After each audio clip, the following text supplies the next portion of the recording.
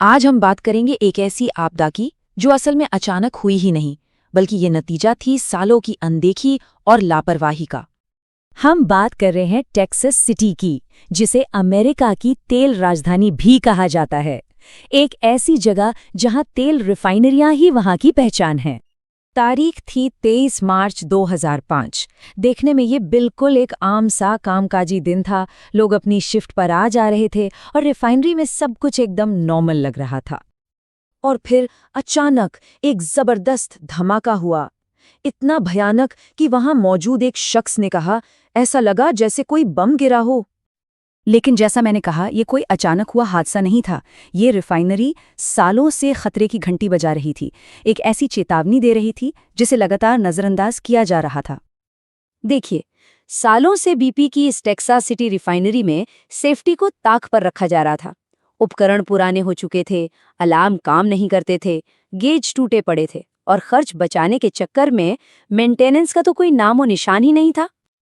मतलब ये प्लांट सचमुच एक टिक टिक करते टाइम बॉम्ब जैसा था, जो बस एक छोटी सी गलती, एक चूक का इंतजार कर रहा था। और फिर आया वो दिन, 23 मार्च, जब गलतियों की एक ऐसी झड़ी लगी जिसका अंजाम बहुत ही भयानक होना था। तो हुआ ये कि आइसोमेराइजेशन यूनिट को शुरू किया गया, जो कि एक बहुत ही खतरनाक प्रोसेस है। ठीक उसी वक्त लेवल बताने वाले गेज ने काम करना बंद कर दिया, जिससे ऑपरेटर्स को गलत रीडिंग मिली। नतीजा, टैंक जरूरत से ज्यादा, मतलब खतरनाक हद तक ज्वलनशील हाइड्रोकार्बन से भर गया और अंदर का लिक्विड उबलने लगा। और यहीं पर सबसे बड़ी गड़बड़ हुई। देखिए, ऑपरेटर्स को लग रहा था कि टैंक में लिक्विड सुरक्षित लेवल पर है, जबकि असलियत ये थी कि वो टैंक उबलते हुए ईंधन से भरा एक बम बन चुका था। अब जब टैंक ओवरफ्लो हुआ तो अतिरिक्त ईंधन को एक ब्लोडाउन स्टैक के जरिए बाहर निकाला गया। ये एक बहुत ही पुराना और असुरक्षित सिस्टम था, जिसे बीपी ने सालों से बदला ही नहीं था। इस वजह से सारा ज्वलनशील ईंधन जमीन पर एक बादल की तरह फैल गया। अब जमीन पर ज्वलनशील ईंधन का एक पूरा बादल फैला हुआ था और उसे आग के गोले में बदलने के लिए सिर्फ एक चिंगारी की जरूरत थी। पास में एक ट्रक खड़ा था जिसका इंजन चल रहा था, और बस उसके इंजन से निकली एक छोटी सी चिंगारी ने उस ईंधन के बादल को एक विशाल आग के गोले में बदल दिया। धमाका इतना जबरदस्त था कि उसकी शॉकवेव ने मीलों दूर तक घरों की खिड़कियां तोड़ दी और वहां काम कर रहे लोगों को हवा में 30 से 40 फीट ऊपर तक उछाल दिया। बड़े बड़े ट्रक पलट गए और आसपास की इमारतें ऐसे ढह गईं जैसे वो ताश के पत्तों से बनी हों। हर तरफ आग ही आग थी। आसमान से मेटल के जलते हुए टुकड़े बरस रहे थे। चारों तरफ सिर्फ धुआं और तबाही का मंजर था।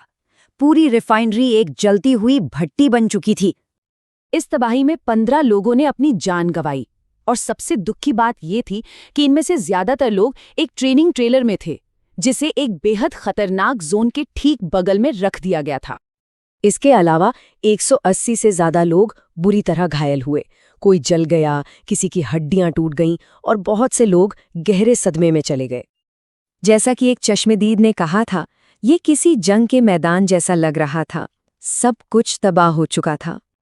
तो जब आग बुझी और मलबा हटा, तब शुरू हुई असली जांच।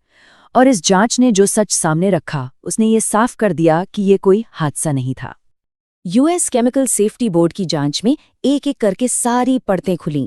वजह साफ थीं: पुराना और असुरक्षित ब्लोडाउन टावर, खराब गेज, जानबूझकर बंद किए गए अलार्म और बजट बचाने के लिए सेफ्टी को पूरी तरह नजरअंदाज करना। ये कोई एक गलती नहीं, बल्कि पूरे सिस्टम की विफलता थी।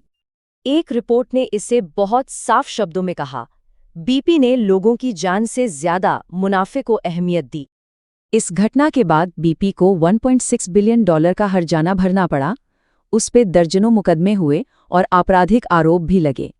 इस एक धमाके ने पूरे अमेरिका के रिफाइनरी उद्योग को हिलाकर रख दिया और सुरक्षा को लेकर नए और कड़े कानून बनाए गए। तो टेक्सास सिटी की ये कहानी हमें एक बहुत ज़रूरी बात सिखाती है कि इंडस्ट्री में होने वाले बड़े हादसे कभी अचानक नहीं होते। वो सालों की लापरवाही, दबाव और पैसे बचाने की जिद का नतीजा होते हैं। एक खराब गेज, एक पुराना सिस्टम, एक चिंगारी, और देखते ही देखते सब कुछ तबाह हो जाता है।